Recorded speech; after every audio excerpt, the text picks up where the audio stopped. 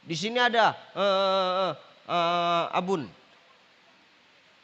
Iya, kalau di sini tak ada alhamdulillah. Di sana ada orang payah mati, dipukul pakai daun kelor, tak mati.